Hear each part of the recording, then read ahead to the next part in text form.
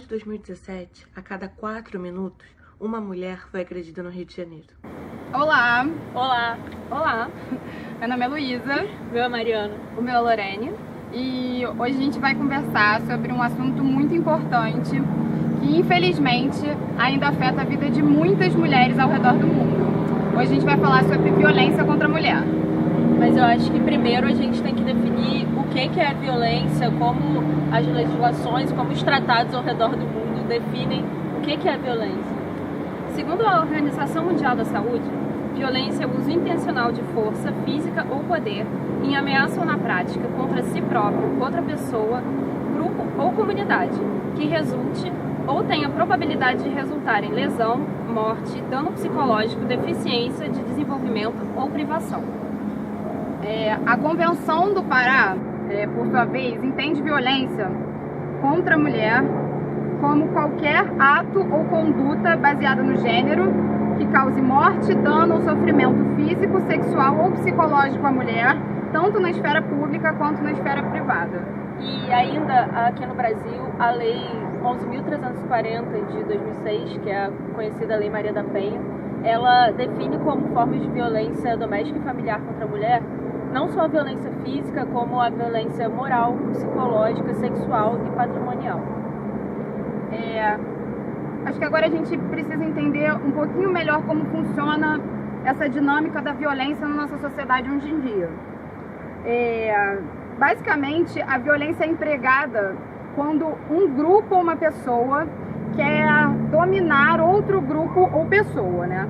A violência por si só, ela geralmente não leva os resultados pretendidos por aquele que está cometendo a violência. Mas eu acho que a violência que a gente está falando aqui acaba sendo uma coisa estrutural, né? Uma questão de um processo de uma relação desigual de poder que origina esses sistemas de dominação que resultam nessa violência. Exato. Então tem uma organização superior de poder que é feita tanto individual quanto coletivamente. E a nossa sociedade, ela é marcada por essa dominação. E a dominação, ela é predominantemente masculina. Assim. As nossas relações são baseadas em dominação e acontece que o sistema patriarcal, ele é muito evidente e forte, né? E tem-se a ideia de que os homens, eles são mais fortes, mais poderosos e têm mais capacidade do que as mulheres. E é realmente uma ideia que se tem interesse de passar para nós, né? Porque é interessante que a mulher se veja como o elo mais fraco e que ela se entenda sujeita dessa violência. Né? Exatamente. Como o corpo da mulher normalmente ele é associado a situações íntimas, né, como o cuidado com os filhos, a própria geração, entende-se que o corpo da mulher seja um corpo mais dócil, mais frágil, mais facilmente dominável do que o do homem. E disponível, né? E disponível. Segundo a professora Sueli de Souza Almeida, a violência de gênero gerada no interior das disputas pelo poder em relações íntimas visa a produzir a heteronomia, a potencializar o controle social e, em última análise, a reproduzir a matriz hegemônica de gênero na sua expressão microscópica. Eu acho que a gente pode fazer aqui um panoramazinho da evolução histórica legal da questão dos direitos das mulheres nesse campo. E eu acho que quando a gente fala nessa questão, e especialmente na questão dos direitos humanos, todo mundo pensa muito na Declaração Universal de Direitos Humanos.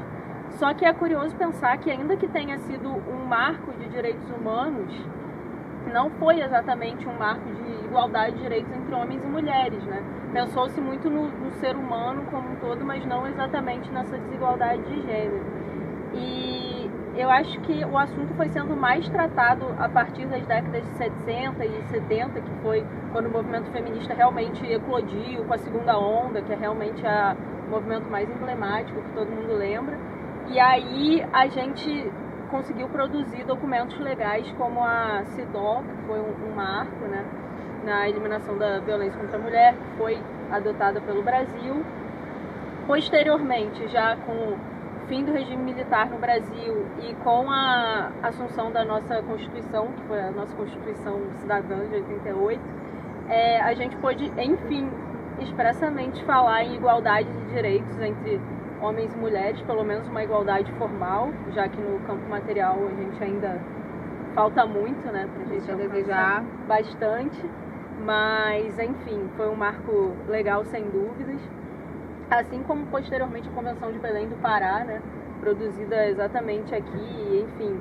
Muito importante para falar, inclusive, e principalmente sobre violência, porque enquanto que nessas outras convenções que a Mariana citou, a Constituição, a CEDAW, elas tratam de igualdade, de discriminação como um todo, né? E a Convenção de Belém do Pará, ela veio para delimitar o tema de violência. E tentar superar, né? E eu acho que é inevitável a gente falar aqui no Brasil na Lei Maria da Penha, né?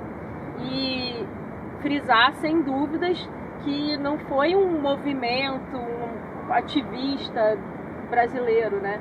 Foi fruto de uma condenação brasileira em esfera internacional, né? O Brasil foi muito mais obrigado a elaborar a Maria da Penha em virtude da condenação internacional. No caso em que foi vítima Maria da Penha, que sofreu, enfim, torturas e sofrimento inimaginável por mais de 20 anos na mão do seu marido, e as autoridades brasileiras nada fizeram, né? O que conseguimos realmente foi a elaboração dessa lei tempos depois, mas não podemos negar que ajudou muitas mulheres mais, né, depois disso. É importante também a gente frisar que não foi uma benevolência do Estado brasileiro, né, de conceder a Lei Maria da Penha. A Lei Maria da Penha, na verdade, ela foi fruto de muita luta e ela foi fruto principalmente de uma condenação que constrangiu o Brasil internacionalmente para que ele fizesse algo contra a violência contra a mulher que ocorre no Brasil, né? Que o Estado brasileiro tomasse uma providência em relação a esse problema que já é muito sério e muito grave e muito antigo. Porém, o que a gente verifica é que não há uma ausência de leis.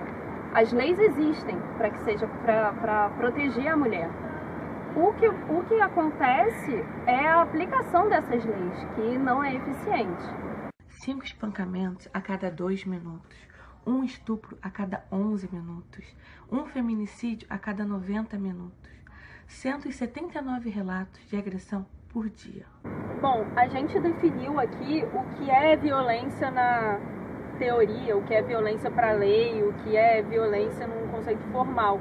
Mas eu acho que o mais importante, já que a gente está discutindo um problema prático e que acontece muito na vida prática, na vida real, é questionar qual é o entendimento popular, o que o povo acha realmente que é violência. Que eu acho que é muito mais do que as frases e as linhas que a gente leu nos tratados e nas leis. E é triste a gente pensar que quando a gente ouve na rua o que o povo entende como violência, são realmente atos físicos. Mesmo dentro da agressão física, ainda se enxergam muitas escusas para o que é violência, o que não é. Será que o marido que bateu na mulher, ele cometeu um ato de violência ou era um direito dele dominar aquele corpo? Era um direito dele agir assim? E é a mesma discussão foi estuprada porque estava com a roupa curta, né?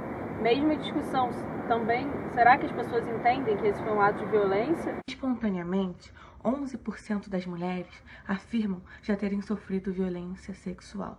Mas diante de uma lista de outras situações, 39% reconhece que já foram submetidas a algum tipo de violência sexual. Espontaneamente, 2% dos homens admitem ter cometido violência sexual contra uma mulher.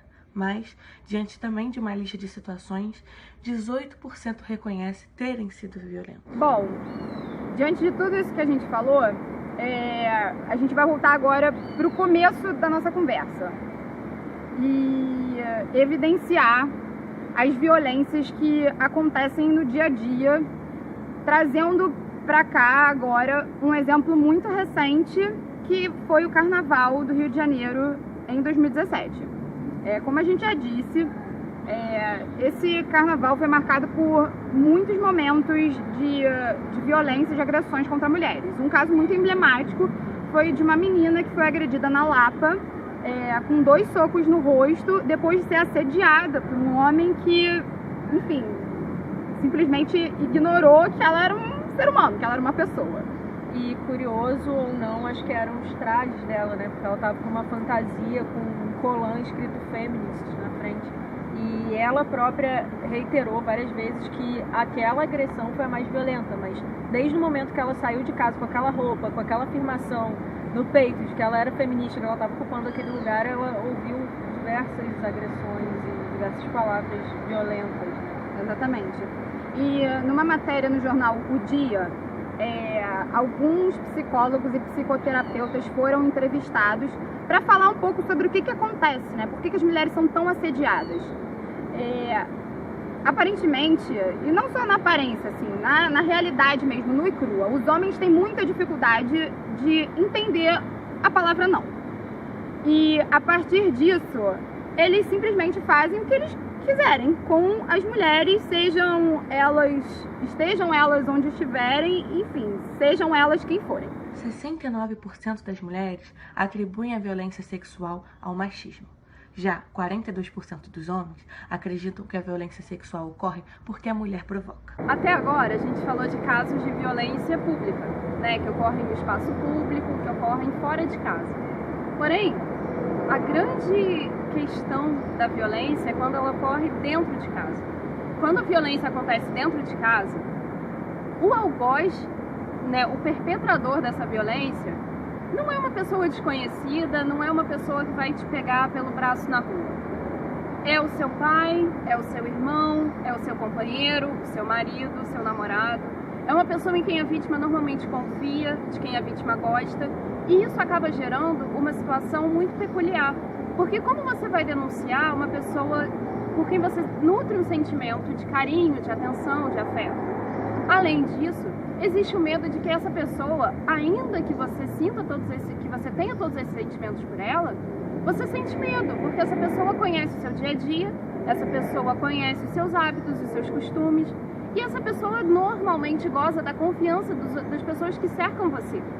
Então, como que você vai denunciar essa pessoa?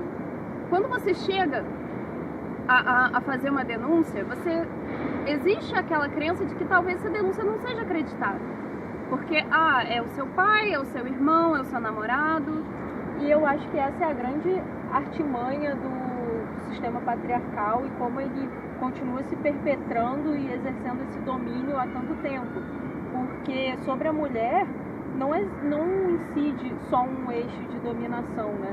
Existe a dominação tanto do público, que incide sobre todos nós, cidadãos, que são as autoridades, a lei, etc., mas exerce e recai muito forte o domínio privado sobre a mulher. Essas relações desiguais no âmbito familiar, elas não fazem mal só para a mulher, assim, elas são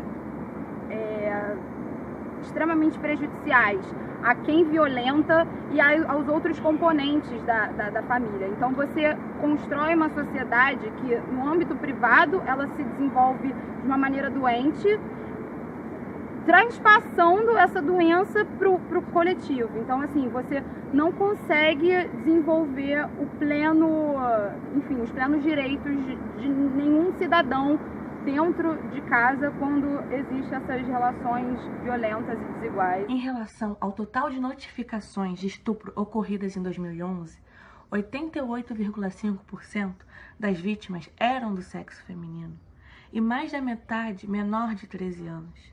Ao todo, mais de 70% dos estupros vitimizaram crianças e adolescentes. E, enfim, expostos todos esses casos e todas essas questões, fica a dúvida de muita gente, mas como eu posso denunciar? Como eu posso procurar o Estado se ele me apresenta lei, se ele me apresenta possibilidades? Como eu posso recorrer a ele se eu estou nessa situação? E a gente trouxe algumas opções, enfim, para mostrar que realmente não faltam canais de denúncias formais para as mulheres que estão em situação de violência, listando instituições que, na nossa opinião, são importantes no combate à violência, que são, especialmente, as DEANs, que são as Delegacias de Atendimento à Mulher, os Juizados de Violência Doméstica e Familiar, os Núcleos de Defesa dos Direitos da Mulher, da Defensoria Pública, e, especialmente, os canais de denúncia como o Ligue 180 e o Disque Mulher, que são canais onde as mulheres que estão sofrendo violência naquele momento podem recorrer para denunciar. E, enfim, Também temos instituições que fazem parte da ALERJ, da Assembleia Legislativa, instituições que fazem parte da Secretaria de Políticas para as Mulheres. Mas será que todas as mulheres denunciam nos meios formais que a Mariana acabou de citar? Infelizmente, não é o que acontece. E muitas delas já conseguiram outros meios, outros mecanismos de mostrar para a sociedade que essas violências acontecem e que elas fazem parte da vida de todas as mulheres. 58% das mulheres afirmam que as vítimas de violência sexual não contam com o apoio do Estado para denunciar o agressor. 52% consideram que nada acontece quando o homem pratica violência sexual contra uma mulher. 63% acreditam que as vítimas de violência sexual que denunciam não recebem o apoio que precisam. A gente vê então o quanto é importante a gente denunciar, porque com essas denúncias, milhares de mulheres e meninas pelo mundo inteiro conseguiram angariar solidariedade tanto para elas quanto para outras pessoas. Então, mais uma vez, é preciso falar. E um canal que muitas mulheres ao redor do mundo todo encontraram para conseguir falar, para conseguir se expressar, especialmente para conseguir denunciar essas violências que elas vêm sofrendo no dia a dia, foram as redes sociais. E especialmente através de um movimento muito recente, que foram as hashtags, que basicamente são uma ferramenta virtual que permitem que posts sobre o mesmo assunto sejam aglutinados e se espalhem juntos, passando uma mensagem semelhante. E através daí, muitos movimentos, não só de mulheres, mas como de outras minorias, encontraram espaço para veicular experiências, para transmitirem vivências e para acharem o outro que viveu aquilo junto com eles que possa ajudar na superação do problema. E a gente vai trazer alguns exemplos de hashtags mais emblemáticas que tiveram uma grande repercussão, especialmente efeitos muito positivos para o problema que a gente está tratando nesse vídeo. E uma hashtag que ficou muito conhecida e foi muito divulgada foi a do meu primeiro assédio. Em 2015, mais de 82 mil pessoas fizeram depoimentos tratando sobre assédios sofridos quando elas eram jovens. Muitas mulheres se manifestaram e essa hashtag surgiu porque nesse mesmo ano houve o programa MasterChef das crianças, e uma menina chamada Valentina, de 12 anos, foi totalmente sexualizada por homens que faziam comentários sobre ela, e a partir dessa experiência, dessa situação, outras mulheres reviveram assédios que sofreram quando era jovem. Logo depois da meu primeiro assédio, houve uma nova hashtag, que foi a Meu Amigo Secreto. Nessa hashtag, as mulheres denunciavam as práticas e as atitudes que os amigos, os pais, os tios, as pessoas próximas a elas tinham, que eram longe dos olhares públicos, né? Pessoas que muitas vezes se declaravam muito progressistas, que se declaravam a favor dos direitos das mulheres e que por trás cometiam atitudes misóginas, cometiam atitudes machistas. Foram expostos muitos casos que talvez, se fossem levados às autoridades ou os canais formais de denúncia que a gente trouxe, talvez não significassem nada, talvez não tivessem um enquadramento ou tratamento necessário.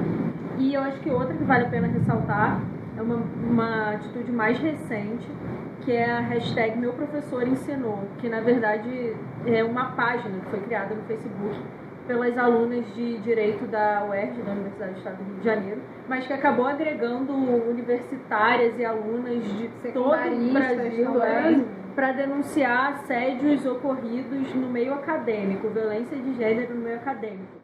Depois de tudo que a gente viu, todas as medidas que existem hoje para as mulheres fazerem a sua voz ser ouvida, é importante a gente falar que tudo isso, todas essas providências, tanto formais quanto informais, os tratados, as mídias sociais, elas são mecanismos que possibilitam a mulher a falar sobre a violência que já aconteceu.